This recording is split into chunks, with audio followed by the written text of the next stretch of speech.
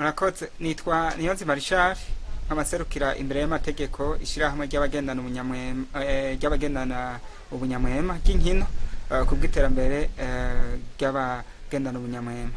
Hanyuma twari uno munsi turi mu gikorwa cyo gusozera uburuhuko ku banyeshure bagendana ubunyamwema hamwe n'abatwakazi bahurikiye muri club Inyange.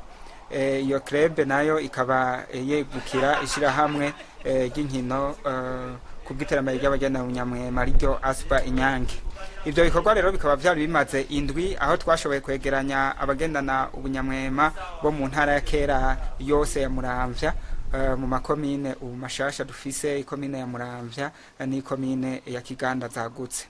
Abo banyeshure rero ibikorwa bakoze habaye ibikorwa by'uko bize ibijanye n'intambo kama, intambo z'ikirundi, barigishwa kandi ingene bo kina ivyese, bovuga n'amazina, n'ingene bo kina ibitwenza arivyo amakomedi. Ibyo bikorwa rero bikaba byashigikiwe kandi n'utundi dukorwa tw'iminwe, bakaba kandi barakoze n'ibikorwa byo kwinonora imitsi kugira ngo nabo bagire amagara meza. Ikaba ari nayo ntumbero y'irishira hamwe ryacu.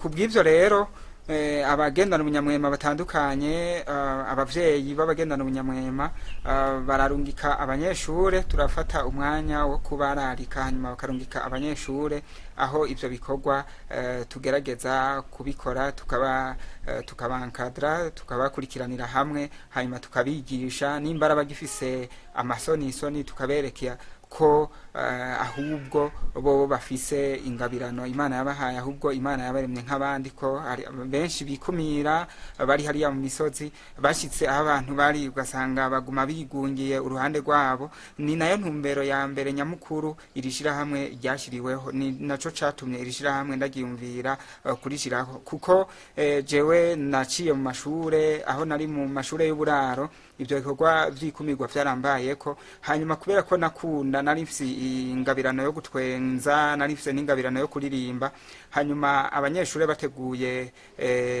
ico novuga bateguye ibirori, nkabasaba bakampa umwanya. Rero aho ntanguriye kwerekana izo mpano zanje, vyaciye bituma abanyeshure bahora banyiyumvira nabi, abahora bantunga intoki, ahubwo bahindukira baraba bagenzi, ndamugenzi wabo. Rero ni naco caciye gituma niyumvira ivyo bikorwa.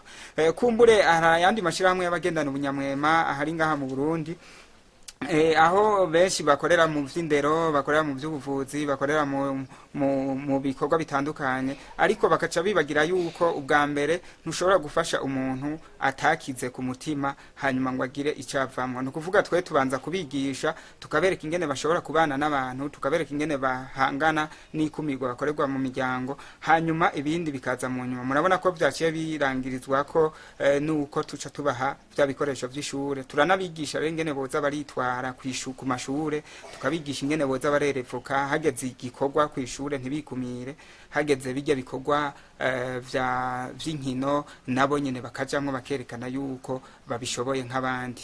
Hanyuma turabereka kandi n'ingene bogerageza bakaza barifata mu kibano, ingene boza baragerageza kuba umuco w'abagendana ubunyamwema aho bari hose. Rero ni muri iyo ntumbero twagomba gushima, dushimira ibinyamakuru vyadufashije ku Mbizi TV, dushimira n'abamenyesha makuru bose n'abafashije muri kino gikorwa, dushimire kandi wadufashije kuduha ibikoresho ari mu mahanga, muri Leta Zunze Ubumwe za Amerika, akaba yitwa Aline, we yashoboye gufasha kugira abanyeshure bige bimeze neza. Ivyo rero bizosahiriza abavyeyi kugira ngo umwaka w'ishure bushutangura uzugende neza. Hanyuma dushimira n'abajejwe intwaro bo badushikiye muri kino gikorwa, twongera tubasaba kwama badushikira imisi yose, bongere kandi bitwararike imigwi yabibagiwe, abagendana ubunyamwema, abagendana ubumuga butandukanye hamwe n'abatwa, kugira ngo nabo muri ya migambi y'iterambere ituganisha ku mbono kazoza y'igihugu cifashe muri 2040 n'igihugu giteye imbere muri 2060, izo tuzoshike mu iterambere twese atawidoga, atawusigaye inyuma. Murakoze. Ivyo bikoresho vy'ishure mwabihaye bangahe, umwana ibingana iki? murakoze cyane. Ibikoresho by'ishure twabihaye abanyeshure bashika 50 bo mu ntara yagutse ya Muramvya, mu ntara muri komine yagutse ya Muramvya na komine yagutse ya Giganda.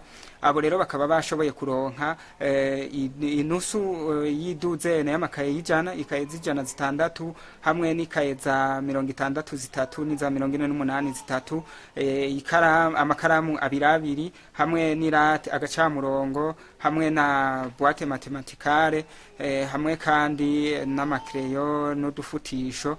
Ivyo rero tukaba tubikesha uwo mugira neza. Murakoze. Twiteze yuko bizoja gusahiriza kandi mu miryango iwabo kugira ngo abavyeyi nabo baze boroherwe kubandaniriza ko ari utazokwiza abavyeyi bashobore kubongerereza mugabo bitavuna.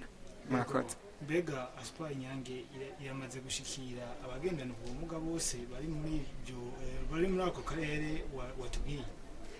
Ego cyane, turamaze kubashikira mbere tukaba turiko turanagura n'imbibe, tukaba tumaze kwinjira mu ntara ya Gitega, mu ntara ya kera ya Gitega, muri komine ya Gitega, aho naho nyene turiko turagerageza kwagura imbibe. Murabona yuko hagaragaye igitigiri gitoya, suko ari bakeya, bamwe ntibashoboye gushika kubera imvo izi canke ziriya, ariko dukoranye twese uno munsi intara ya kera ya Muramvya ifise Abagendanubunyamwema barenga 60.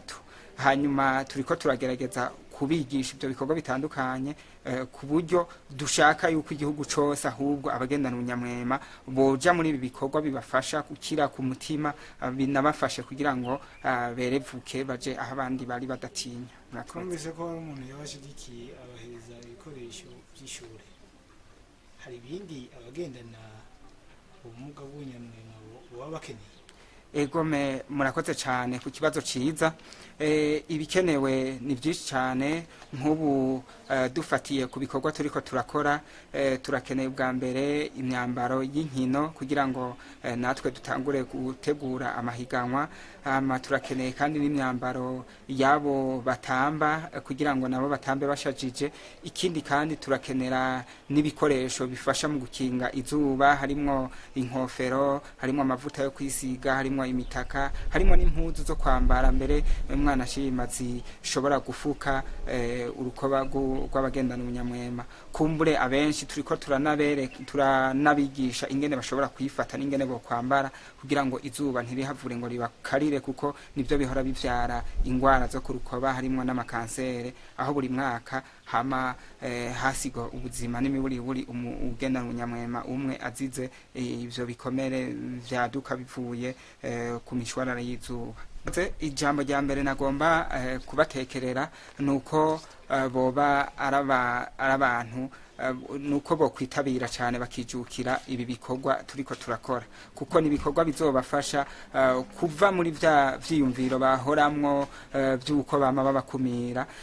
Biri kandi no mu bikorwa bizobafasha kugira ngo barinde ikumira, kuko tweje nk'ubu Abagendanubunyamwema uno munsi baramaze kwironderera amatazirano kubera impano basanzwe bafise. Hariho abafise amatazirano, rero twifuza yuko rijya zina bakunda kuvuga ngo ibihume Abanyamwema rifudika, ahubwo bakatwita amazina ajanye n'ivyo twebwe dushoboye n'ubuhinga dushoboye. Hanyuma kandi ico nagomba kubasaba nuko bogerageza bakaviyo bari bagasidukana n'iyonka kugira ngo dukore ibi bikorwa. Hanyuma kandi bizohave bituviramwo kuzoja mu mahiganwa atandukanye nk'indi migwi y'abantu, hanyuma natwe tubiceko bitubera ikiraro cyo gushika kwiterambere rirama. Ni naho kandi n'igihugu kizobonera yuko Abagendanubunyamwema kumbure bafise aho bavugira, bafise aho bahurira, ibizoca bituma kandi n'amakuru bari babakeneye ko bace bayaronka vyoroshe. Ego.